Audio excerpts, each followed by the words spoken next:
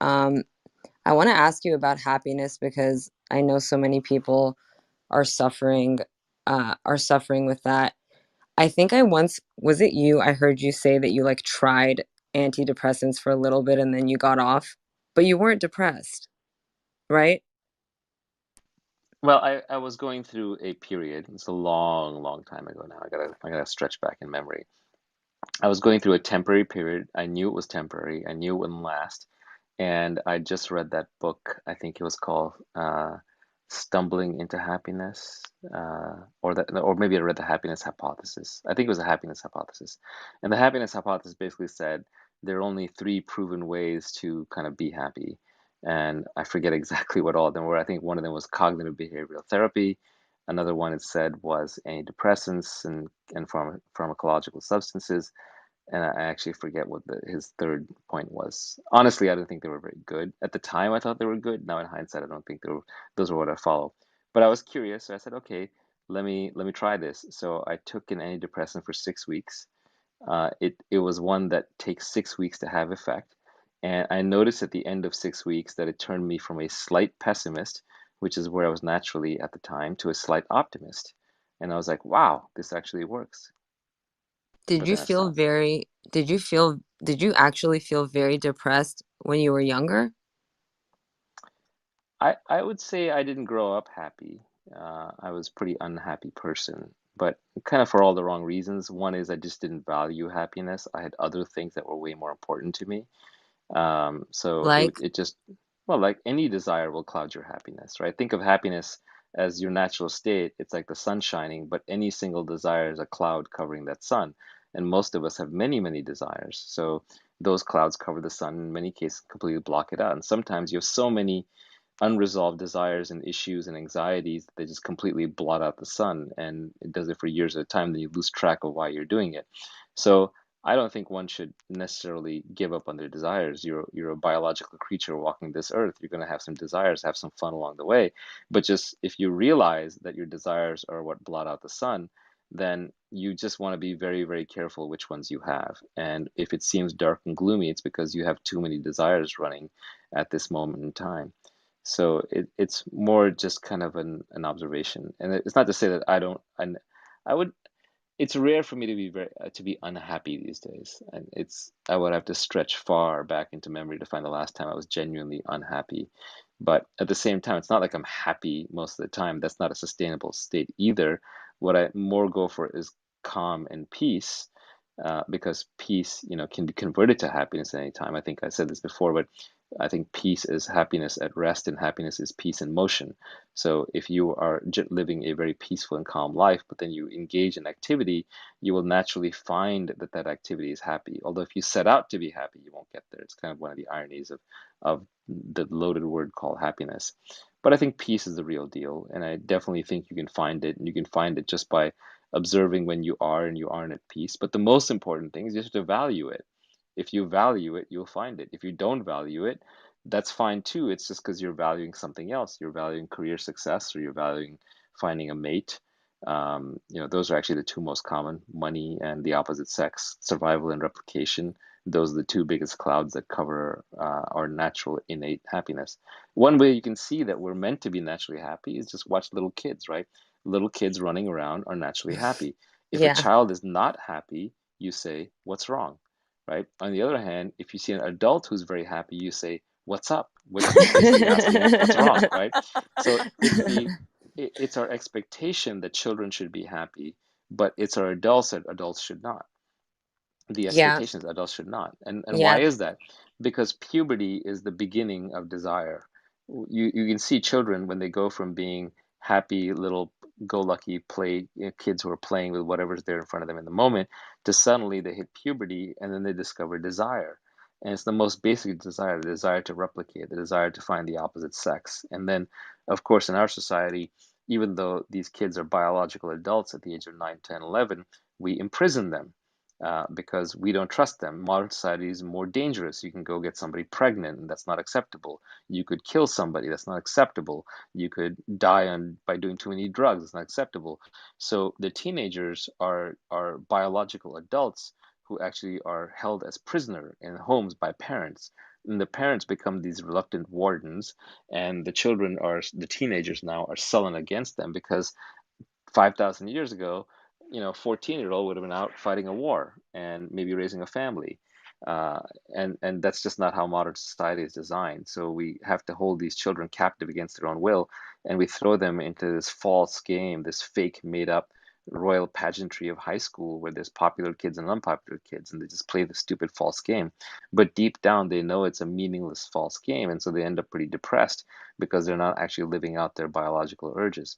So there's kind of this transition from being naturally happy to being naturally unhappy with suppressed desires, where you're socially programmed all day long.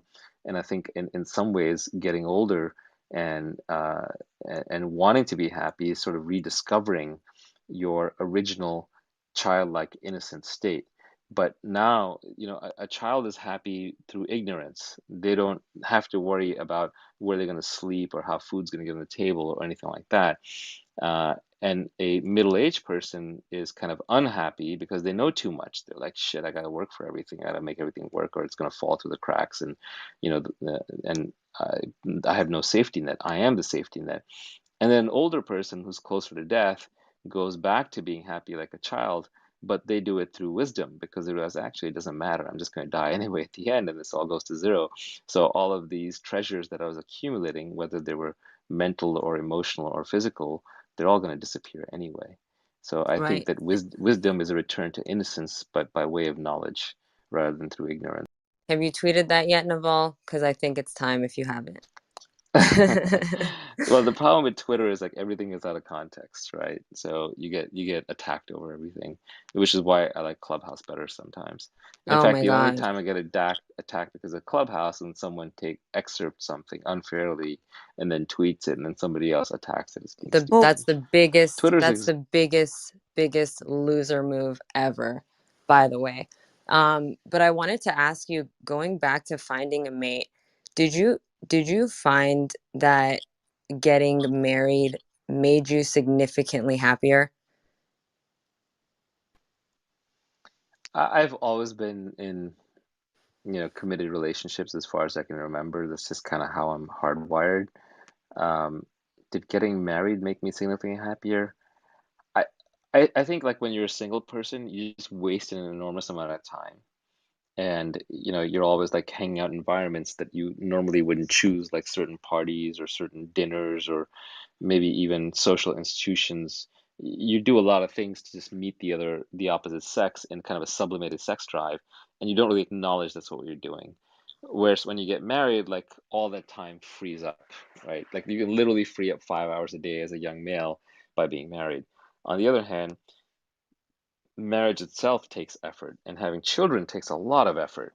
So it's not like you get that free time to just be yourself. You have to actually go do something. I mean, you have new responsibilities that take that over. I think, look, marriage is a vehicle ultimately for having children, right? So I know there are people who kind of get married and don't plan on having kids, but I would question whether marriage is the best route, because no matter who you're with, they could be the most interesting, attractive, perfect person in the world. You're going to get bored of them after a decade. It's just human nature, especially if you follow this Disney romantic philosophy of you have to get everything out of one person. That just doesn't exist. We have multiple friends, right, for our intellectual endeavors. So I think that uh, ultimately the point of marriage, at least the biological point of marriage and the historical point of marriage, is to have children. And what is the point of children? Well, you're here because you're children, so it's a self-fulfilling tautology. But also, I think children give you the unique opportunity to genuinely love something more than you love yourself. And I think that is really important for being happy, because the moment you love something more than you love yourself, you're no longer self-obsessed. You're no longer thinking about yourself all the time. And the source of misery is thinking about yourself all the time. It's being overly, involved with self. Like people who are depressed, they shoot themselves in the head, because that's the thing that won't shut up. A depressed person's mind is talking to them too much, not too little. It's a Zen monk whose mind is relatively blank, and so you have to find something bigger than you in life eventually. And if you don't, you'll blow yourself up. Maybe not physically and literally, but probably mentally. And so that could be children, that could be God, that could be a cause, that could be some personal spirituality, that could be some movement, it could be some circle, it could just be the 20 cats that live in your apartment and you love them to death. But whatever the heck it is, you got to love something more than you love yourself, because if you don't, you'll blow your brains out. That's so true. My most miserable friends are always, always thinking about themselves, and the world revolves around them. Um, and and then you also find that people who dedicate their life to service are are not depressed at all. Like you'll never see someone working in a soup kitchen, Yeah. serving homeless people. I want to be very careful here though, because I do know people who are very hedonistic and very happy. Hmm. And I do know people who are like committed themselves to feel good, look good service and are very unhappy. So it's not quite perfect that way, right? Like it's not the case that the person in the soup kitchen is automatically going to be happy. I would say if the person who's in the soup kitchen working there to help people, they genuinely, deeply want to help people. They're not Oh, there for right. the social credit. They're not there to be seen. They're not there to be happy. They're not there that somebody will notice, oh my God, you're making a sacrifice in the soup kitchen. You're so good. Then I think they have a shot. But I think the person in the soup kitchen who's hoping that they will be seen and stand out, they're needing validation from the outside and they're trying to fulfill that through working in the soup kitchen, they're going to be miserable. The same way, someone who may be self-obsessed and hedonistic, but they kind of don't have expectations out of society sort of approving of what they're doing, that person is free and may actually end up very happy. So I think we have to be very, very careful anytime that our notions of what is good for the individual line up with what is good for society.